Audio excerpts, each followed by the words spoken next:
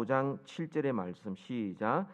그는 육체에 계실 때에 자기를 죽음에서 능히 구원하실 이에게 심한 통곡과 눈물로 간구와 소원을 올렸고 그의 경건하심으로 말미암아 들으심을 얻었느니라. 아멘. 통성기도란 소리를 내어 기도하는 겁니다. 여러 사람이 함께 모여 있는데 각자가 하나님 앞에 부르짖으면서 기도하는 겁니다. 이게 지금은 한국 사람 또 한국 교회의 특징이 되었습니다. 그래서 미국 교회의 모임을 가면 여러 세계적인 사람들이 모인 곳에서 우리 함께 기도합시다 그러면서 코리안 스타일로 기도합시다 그렇게 이야기합니다. 그게 통성기도 하자는 이야기입니다. 여러분, 한국 교회가 언제부터 통성기도를 했습니까? 통성기도는 1906년도에 우리 한국에 오셨던 하워드 존스톤이라는 선교사님이 서울에서 사경회를 했습니다. 사경회라는 것은 말씀을 이렇게 하나하나 풀어서 묵상하는 그런 시간들이었는데, 그때 그 존스톤 선교사님이 1906년 그 전으로 해서 영국 웨일즈와 그리고 인도에서 큰 부흥이 일어났습니다. 정말 놀라운 것은 하나님의 부흥의 역사는 한 곳에만 국한되지 않고 비슷한 시기에 전 세계적으로 동일하게 일어났던 겁니다. 그것을 소개하면서 이 자리에 함께 모인 분들, 우리 함께 그렇게 기도하십시다라고 통성기도를 인도했을 겁니다. 이게 처음으로 우리나라에서 통성기도가 시작이 된 겁니다. 다시 말하면 한국 교회도 영국 교회처럼 인도 교회처럼 그런 부흥의 역사가 일어나도록 우리 다 함께 통성으로 기도합시다. 그 1906년에 그런 일이 있고 난 다음에 얼마 되지 않아서 평양 대부흥 운동이 일어났습니다. 그리고 그때부터 한국 교회에 이 통성기도가 정착이 되었습니다. 지금까지 교회는 모이면 소리내어 기도했습니다. 하나님 앞에 부르짖으면서 기도했고, 산에서 기도했고, 철야기도 했고, 또 기도원마다 기도하는 사람들로 가득 찼습니다. 이 기도가 점점 퍼져나가서 지금은 중국 교회가 그렇습니다. 제가 여름에 중국 지도자들을 한 100여 명을 인도하게 될 텐데요. 그분들은요, 아침 8시부터 밤 10시까지 정말 사경회를 하는데 기도합시다 그러면요, 지붕이 들썩들썩하게 그렇게 통성으로 기도합니다.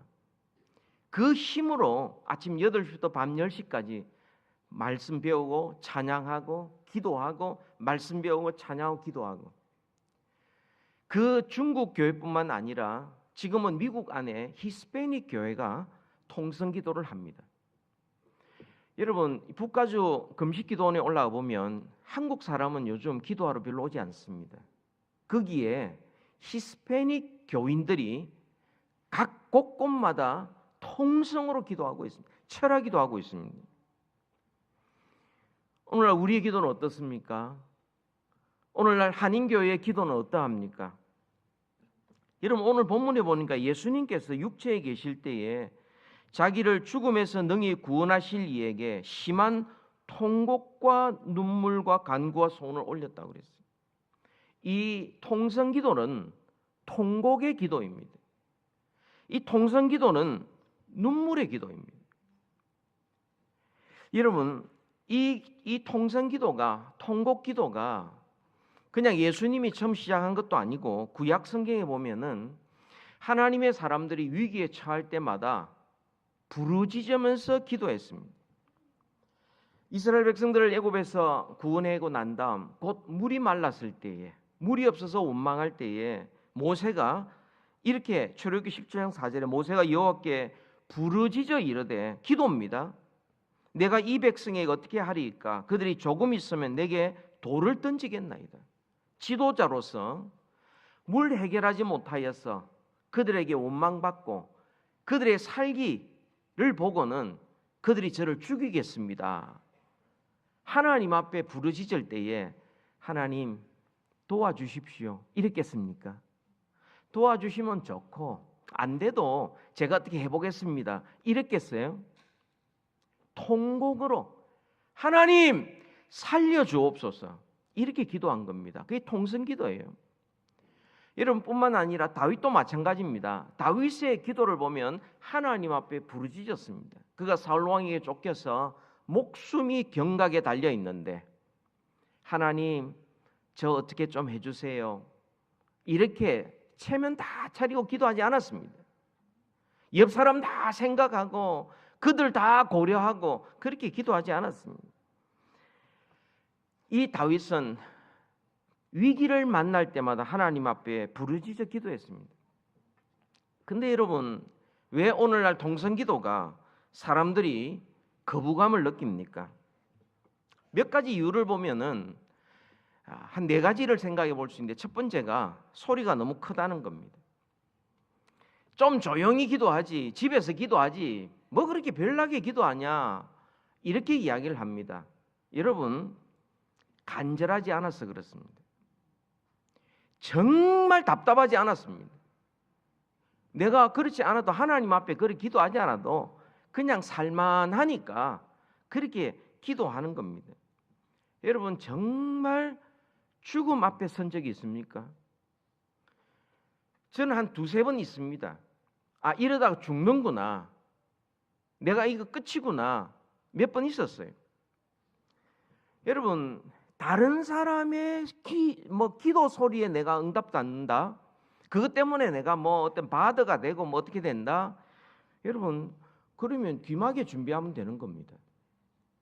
내가 그냥 귀마개 닫고 오면 되는 거지. 나는 귀 다 들으면서 저 사람 보고 당신 소리 좀 줄이십시오. 그럴 필요가 뭐 있습니까? 또 왜 통성기도를 사람들이 거부하느냐 하면 흔히 말하기를 그 사람이 열심히 기도하는데 그의 생활을 보면은 그의 성품을 보면은 전혀 아니다고 생각하는 겁니다. 여러분 기도 열심히 하는 것 그리고 그에 합당하게 살면 얼마나 좋겠습니까? 그런데요 저 사람이 생활이 못 따라오니까 저 사람이 인격이 부족하니까 저렇게 기도해도 별 수 없으니까 나는 통성기도하지 않는다는 사람은 그 사람은 통성기도만 안 하는 게 아니고 아예 기도 자체를 안 하는 사람들이에요. 기도에 대해서 별로 중요하게 생각하지 않는 사람들이에요. 그저 어쩔 수 없이 그렇게 기도하는 사람들이죠. 세 번째 왜 거부감을 갖느냐 하면 어떤 사람들은 생활이 예배고 일이 기도고 기도가 일이다 이렇게 이야기하는 사람들이 있습니다. 여러분 말은 좋지만 실제로 예배를 등한시하는 사람 이 사람이 주로 생활이 예배다 이렇게 이야기합니다. 예배 드리고 생활을 해야죠. 그리고 기도가 뭐 일이다 이러면서 일만 하는 사람들이 있습니다. 일하면서 기도하고 기도하면서 일해야죠. 또 사람들이 왜 통성기도에 대해서 거부감을 가지느냐 하면 주여 삼창하는 것에 대해서 이 거부감이 있습니다.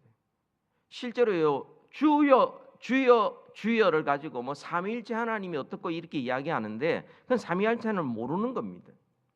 주는 오직 예수님밖에 없습니다. 예수님이 주고 주인 키리오스 주인이시고 하나님은 아버지시고 성령님은 거룩하신 하나님입니다. 그걸 모르니까 그 모든 성부 성자 성령 하나님을 다 주라고 부르는데 예수님께 붙인 그 타이틀이 주인데 그걸 모르고 그렇게 부르는 거죠.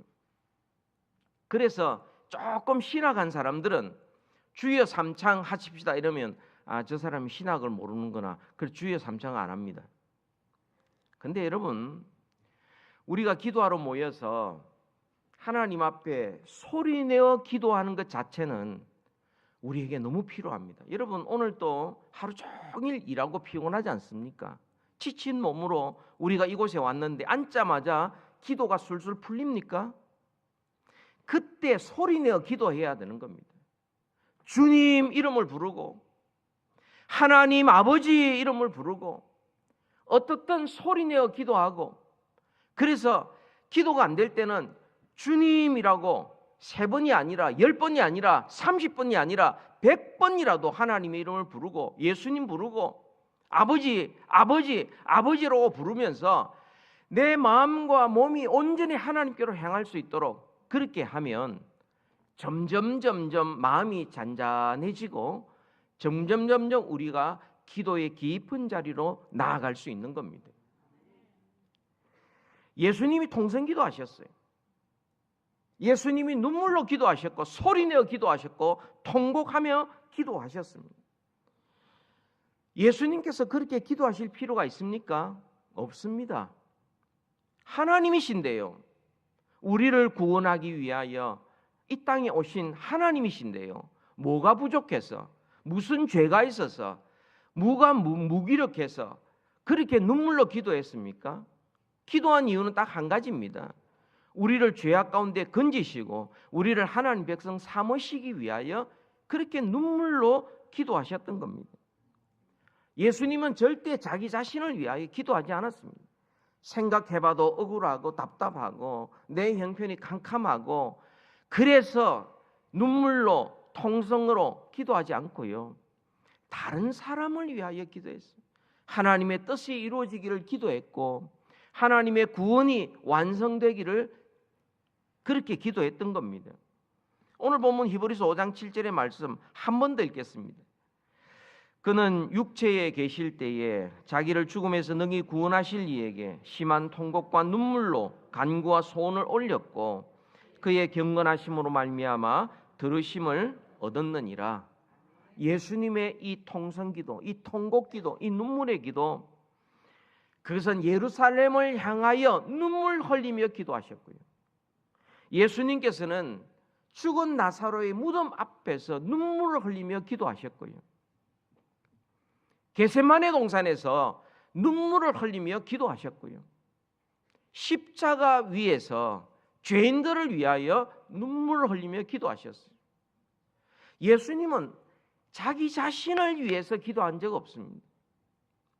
하나님의 영광, 하나님의 뜻, 하나님의 나라가 이루어지도록 그렇게 기도했습니다. 여러분 사도 바울을 보십시오. 사도 바울은 자기 자신이 저주를 받아 그리스도에게서 끊어질지라도 자기의 고륙 친척의 몇 명이라도 구원해 달라고 그렇게 하나님 앞에 통성으로 기도한 것이죠. 눈물로 기도한 겁니다. 모세를 보세요. 하나님께서 백성들을 이제 버려야 되겠다라고 했을 때 차라리 제 이름을 생명책에서 지우시는 한이 있어도 이 백성 구원해 달라고 하나님 앞에 부르짖으면서 기도했던 겁니다. 여러분 우리가 기도할 때에 우리가 그냥 답답한 형편이 있어서 그렇게 기도할 때도 있지만 대부분의 경우 이 통성기도, 통곡의 기도는 다른 사람을 위한 것입니다. 우리 산호산이 장로교회가 예수님을 닮아 사도 바울을 닮아 모세를 닮아 우리가 정말 다른 사람을 위하여 다른 교회를 위하여 하나님의 뜻을 위하여 눈물을 흘리며 소리내며 부르짖며 기도할 때에 하나님께서 얼마나 기뻐하시겠습니까? 하나님께서 우리의 기도를 어떻게 응답해 주시겠습니까? 놀랍게 아름답게 응답해 주실 것입니다. 저와 여러분 오늘 우리가 기도하기 위해서 모였습니다. 여러분 우리가 힘이 없다고 가만히 있으면 힘 더 없습니다. 주의 이름을 부르고 하나님 앞에 소리를 내고 내가 하나님 앞에 더 가까이 나아갈도록 온전히 주님께만 집중할 때에 하나님께서 우리를 품에 안으시고 우리로 하여금 기도의 깊은 자리로 그리고 우리로 하여금 세상을 이기고 죄악을 이기고 하나님의 뜻을 행할 수 있도록 우리를 구비시키시고 하나님의 능력과 지혜를 부어주실 것입니다. 다 같이 기도하겠습니다. 살아계신 주님 은혜를 감사합니다. 우리를 수요일 저녁 불러주시고 합심하여 기도할 수 있는 기회를 우리에게 허락해 주시니 감사합니다. 예수님께서 심한 통곡과 눈물로 기도하셨던 그 기도, 사도 바울이 자기의 고륙 친척을 위하여, 모세가 자기의 백성들을 위하여 하나님 앞에 부르짖고 눈물로 기도하였던 그 기도, 하나님 우리에게 회복시켜 주셔서 우리도 하나님 우리 자신만을 위하여 사는 자가 아니요 먼저 하나님의 나라와 하나님의 의를 구하는 자가 되게 하시고 막혔던 눈물이 뚫려지게 하시고 하나님이여 우리가 정말 하나님을 향하여 간절히 부르짖고 기도하는 기도의 시간 되게 하여 주옵시고 응답받는 기도자들이 되게 하옵소서. 예수님 이름으로 기도하옵나이다. 아멘.